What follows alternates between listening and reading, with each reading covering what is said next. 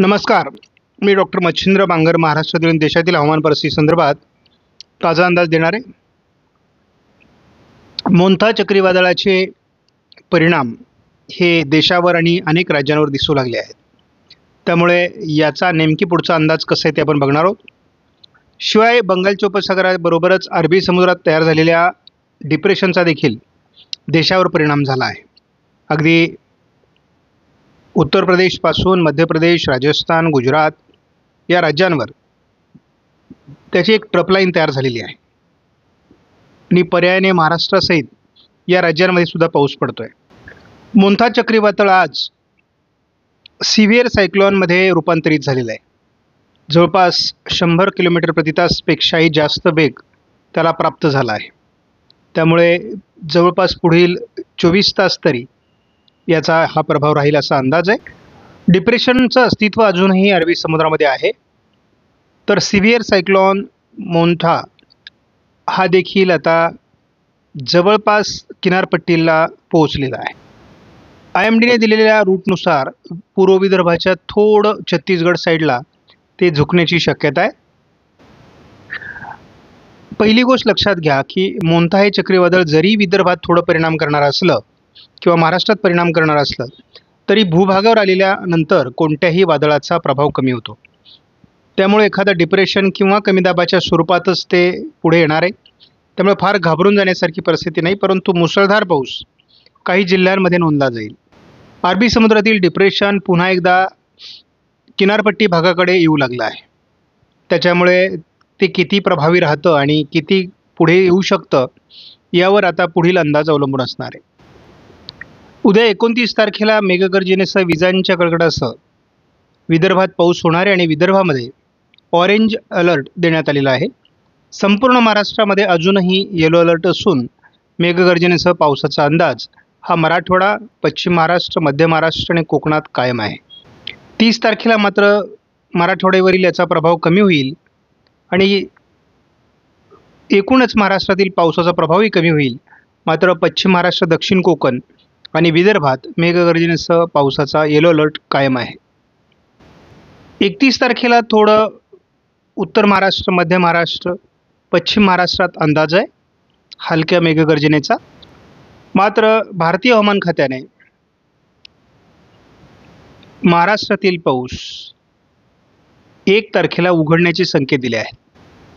Montha चक्रीवादळाचा भूभागावर परिणाम सुरू झाला असून विदर्भातही त्याचा परिणाम लवकरच होणार आहे. मुख्यत्वे करून याचा प्रभाव आंध्र प्रदेश, तेलंगणा, पूर्व कर्नाटक, तामिळनाडू आणि ओरिसामध्ये देखील परिणाम होणार आहे. छत्तीसगड आणि मराठवाड्याच्या किंवा विदर्भाच्या काही भागातही याचा परिणाम जाणवणार आहे. GPS मॉडेलनुसार उद्याचा 29 तारखेचा अंदाज बघितला तर मराठवाडा, विदर्भ असं पावसाळी वातावरण वाढणार आहे. कोकण किनारपट्टीलाही उद्या अरबी समुद्रात असलेल्या डिप्रेशनचा प्रभाव जाणवणार आहे. GFSने जोरदार ते अतिजोरदार पावसाची परिस्थिती विदर्भ, मराठवाडा, उत्तर महाराष्ट्र, कोकण अशी दाखवलेली आहे 30 तारखेला. 31 तारखेला याचा प्रभाव थोडा महाराष्ट्राच्या उत्तरेकडील भागात दाखवण्यात आला आहे. मात्र आपण एकूणच बघतो विदर्भ आणि उत्तर महाराष्ट्राच्या थोड्या भागात 1 तारखेला प्रभाव दाखवण्यात आला.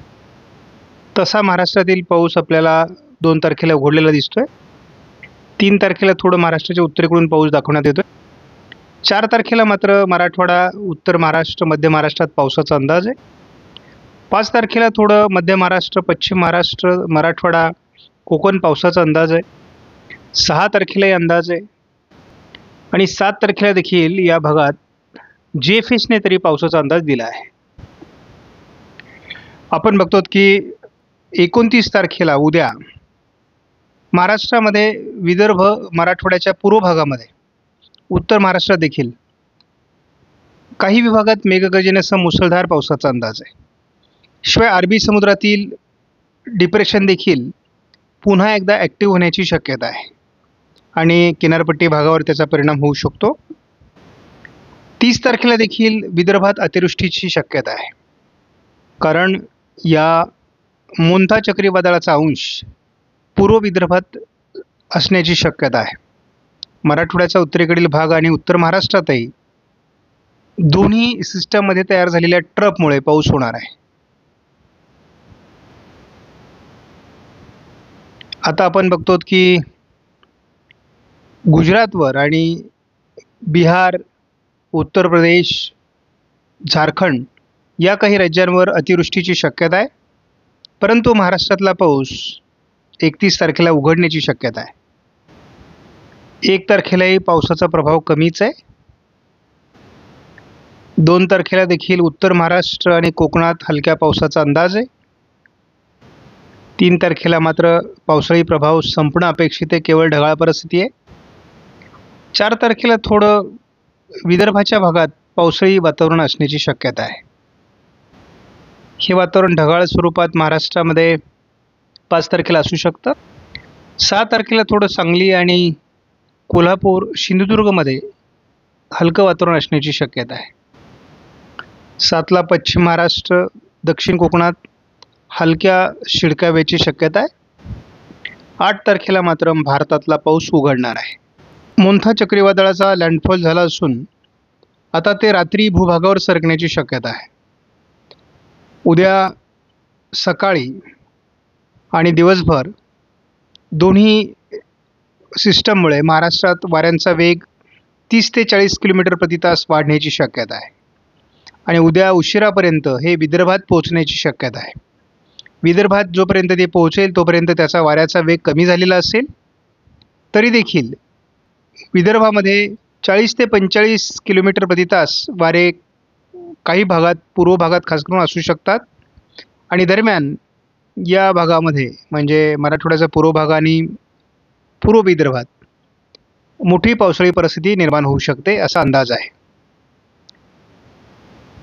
आणि त्याच वेळेस अरबी समुद्रातील वारे या सिस्टमकडे खेचले जातील आणि त्यामुळे 29-30 तारखेला महाराष्ट्रात जोरदार पावसाचा प्रभाव राहणार आहे.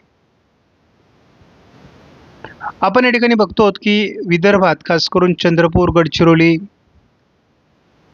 यवतमाळ, वर्धा, अमरावती, वाशिम, हिंगोली, नागपूर, भंडारा, गोंदिया या काही जिल्ह्यात पावसाचा प्रभाव निर्माण होणार आहे मोन्था चक्रीवादळामुळे.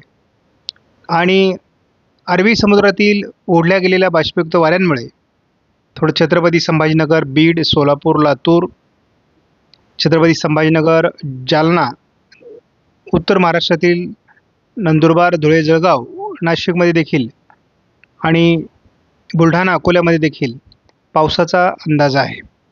दरम्यान पालघर, ठाणे आणि रत्नागिरी, कोकण किनारपट्टीमध्ये हलकी पावसाळी परिस्थिती असू शकते. परंतु दरम्यान पुणे पूर्व, सातारा पूर्व, सांगली पूर्व भागात आणि सोलापूर पश्चिममध्ये देखील पावसाचं प्रमाण कमी होणार आहे. आज रात्रीच महाराष्ट्रामध्ये वाशिम, हिंगोली, परभणी, बीड, लातूर, नांदेड या भागात पाऊस वाढण्याची शक्यता आहे. त्यामुळे थोडी दक्षता घ्या. सोलापूरमध्ये देखील रात्री किंवा उद्या सकाळी, बीडमध्ये, अहिल्यानगरमध्ये देखील पावसाचं प्रमाण वाढू शकतं असा प्राथमिक अंदाज आहे. दिवसभरामध्ये उद्या अहिल्यानगर, बीडचा उत्तरेकडील भाग, छत्रपती संभाजीनगर, जालना, जळगाव, नाशिक, नांदेड, परभणी, त्यानंतर चंद्रपूर, गडचिरोली, नागपूर, भंडारा, गोंदिया, यवतमाळ, वर्धा जिल्ह्यात देखील मोठं पावसाळी क्षेत्र उद्या राहणार आहे. याचा मुख्य प्रभाव हा चंद्रपूर, गडचिरोली, यवतमाळ, वर्धा, अमरावती, नागपूर, भंडारा, गोंदिया या जिल्ह्यावर अधिक राहणार आहे उद्या रात्री. त्यामुळे पूर्व विदर्भातील बहुतांश जिल्ह्यांमध्ये काही ठिकाणी 100 मिलीमीटरपेक्षा जास्त पाऊस होऊ शकतो. नद्यांना पूर येऊ शकतात.